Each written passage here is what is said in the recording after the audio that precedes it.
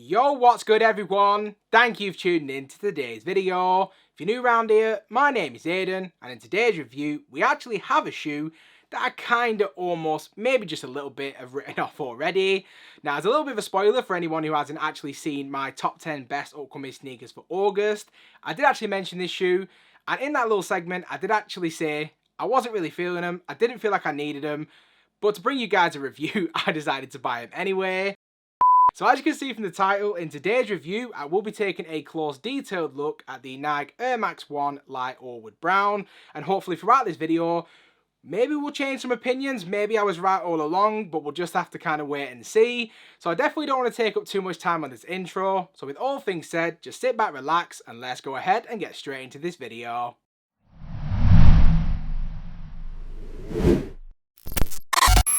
So first things first, just like we always do, before we get into the shoes, let's just kick this off with the packaging. And for once, we do actually have a slightly different take on the Air Max 1 box from what we've been seeing with every other Air Max 1 review. So the box that you get with the shoe itself is in this very nice all black colour, and you have that gel-like Nike text across the front of the lid. So very nice detail. It's something we see quite fairly recently with a lot of other pairs. There's lots of different reasons for this box to come along.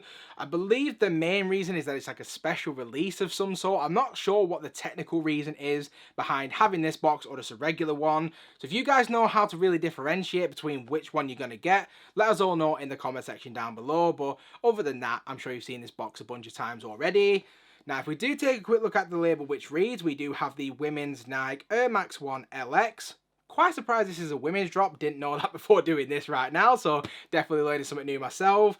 And we have the Sail Rugged Orange colourway, and as it is a personal pair for now, we do have a UK size 9, as you can see from the size label. Now, something that we did actually cover in our last review as well is the fact that the shoes do actually come individually wrapped. Some people might like that, some people might not, especially in this new world where Nike are trying to be conscientious about wasting things like this, like tissue paper, and a lot of times, you know, we're seeing those boxes where they completely remove the tissue paper. So to see shoes individually wrapped with additional wrapping paper, some will love it, some will not like it. Me, I'm kind of indifferent to it, and it's pretty much just is what it is. But to be completely honest, we've not covered the box, we've not covered the tissue paper, so let's go ahead and get straight into the shoes. So without any further ado, the moment we've all been waiting for, in hand we have the Nike Air Max 1 in the Light Orewood Brown colourway. Now this shoe is actually releasing as part of almost like a mini pack of two. So of course we have the Light Orewood Brown colourway, and soon to be releasing in about a week's time, we should also be getting what I believe they're naming the Obsidian colourway. Now to be completely honest, just off aesthetics and colourway choice, I'm definitely going to say that I do prefer that Obsidian colourway. But I do believe that the materials they're using on both of the shoes are likely to be very similar. So if you like the materials on these, I expect you'll like the materials on those. So if you pick these up already and you like them, you may even end up liking that Obsidian colorway as well. Now, like I kind of touched on a little bit on the intro, I've already said a lot about this shoe, but it's very easy to sit here from a distance and actually say you don't like something, and then you get it in hand, and sometimes it does actually change a little bit of our opinions. So throughout this review, I'm going to tell you absolutely everything that you need to know about these, that from materials all the way through to sizing. So by the end of this video, hopefully we can help you guys decide whether this is something you're going to also add to your own personal collection as well. So just diving straight into this one, starting out with the upper to begin with. For this one, we do actually see a very drastic shake-up as far as the overall materials are concerned, consisting of a corduroy, nubuck, leather and synthetic construction. This shoe is actually drastically different in terms of the material makeup than a lot of other Air Max 1s that we've actually been seeing lately, and that could actually be a good thing depending on who you ask. With that in mind, if we get into the details by kicking us off from the front of the shoe, and we'll gradually work our way back. So at the base of the shoe, we do have replacing your typical all-white mesh material. This time we do actually see a white corduroy base, which is then accented quite nicely with this light Orewood brown colour around the toe box, making up the mudguard. Now I do have some slight concerns just off the bat in terms of the overall material choices, as corduroy in general is a pretty notorious and difficult material to actually keep clean, and especially when it is of a white colour. Now generally a lot of people are put off buying certain shoes because of the fact that, for example, mesh is notoriously difficult to keep clean. I would say that this is a notch above mesh and is probably going to be almost impossible to keep clean with general wear and tear. If it gets dirty, muddy, if it gets any kind of stain on it, it's going to be almost game over, and I have absolutely no advice as to how you would actually keep it clean.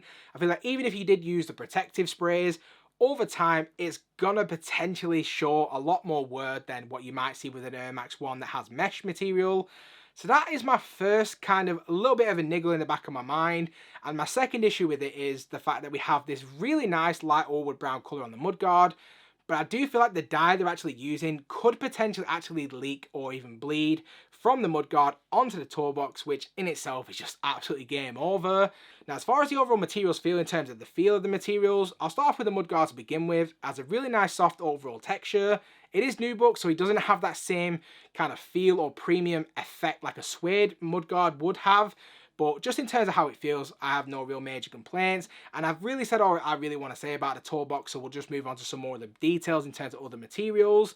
So on the U-throat, we do have this almost vinyl-y synthetic material making up the U-throat itself, which again is kind of a swing and a miss for me. It's not necessarily a material choice that I would personally like to see on my Air Max 1, as it just has a very cheap feeling to it.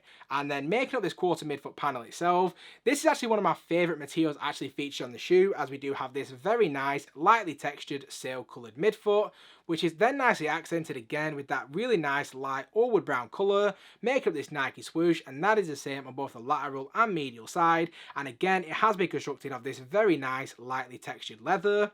As we then continue to work our way up onto the ankle collar, just starting off with the top eye stays to begin with. Now the eye stays themselves have been constructed from a yellowish gold TPU material. As we then reach the ankle collar itself, just like what we saw with the toe box, we do have the exact same white corduroy material making up the ankle liner.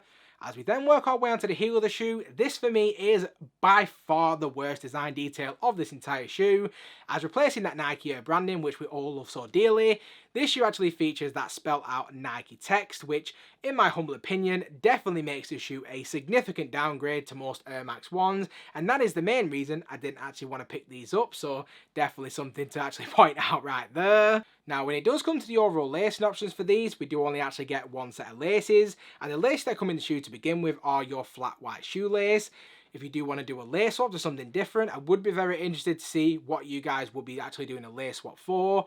I will be honest, I'm pretty vanilla when it comes to lace swaps, so I'd probably be tempted to just leave it exactly as it is. But again, I would love to hear what you guys have to say in terms of a lace swap. And then just beneath the laces themselves, like we've seen throughout the rest of the shoe, making up the base of the tongue, we do have more of that white corduroy material. And as we do work our way up to the top of the tongue itself, we do have a white or even sail coloured tongue tag. And again, we do see that same spelled out Nike text. And then just beneath that, we do have the Nike swoosh in that very nice light brown colour. Now to work our way onto the inside of the shoe, we do have your pretty basic all white cotton sock liner. Feels exactly the same as most other Air Max 1s, no real differences there. The only real major issue I've got with the sock liner is the fact that mine came pre-stained, which I've said in the past I don't like white sock liners because of how easily they stain, but fortunately enough for me, Nike decided to pre-stain mine, so, you know, worries are already removed because it's already there, so that kind of is what it is.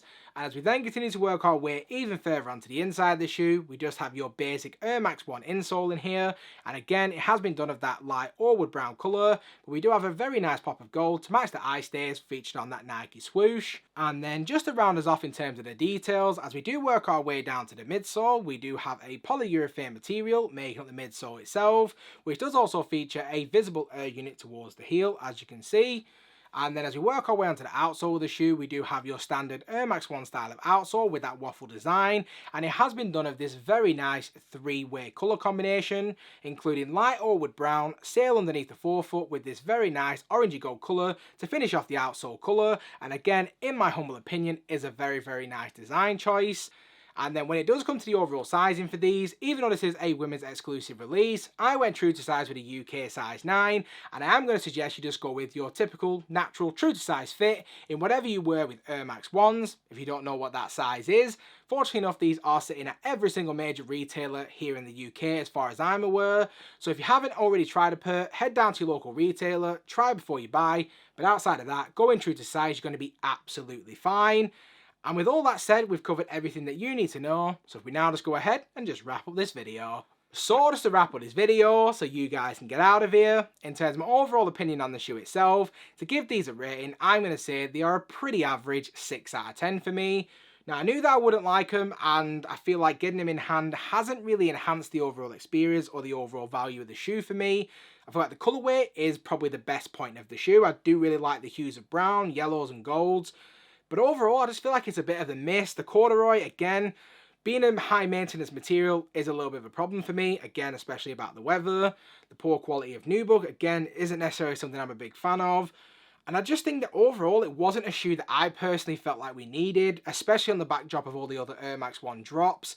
But I will be honest, the main reason I don't like the shoe is that Nike branding, and I just think it looks awful in person. It doesn't look any better the more I look at it either, and sometimes that is the case where I'm just being picky.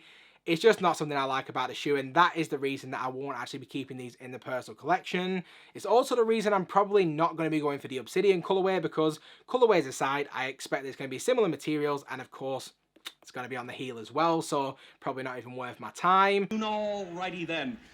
But that's just my overall take on it. I'd love to get your guys' opinion as well. So do let me know what you think of my rating. Let me know what you think of the shoe, and any other thoughts, do make sure to let me know in the comment section down below. And if you have stuck around to this point in the video, I do just want to say a massive thank you. If you haven't already, please feel free to smash that subscribe button. Also, do make sure the bell notification is switched on so you never miss a video. And I hope to see you all again in the next one. Peace.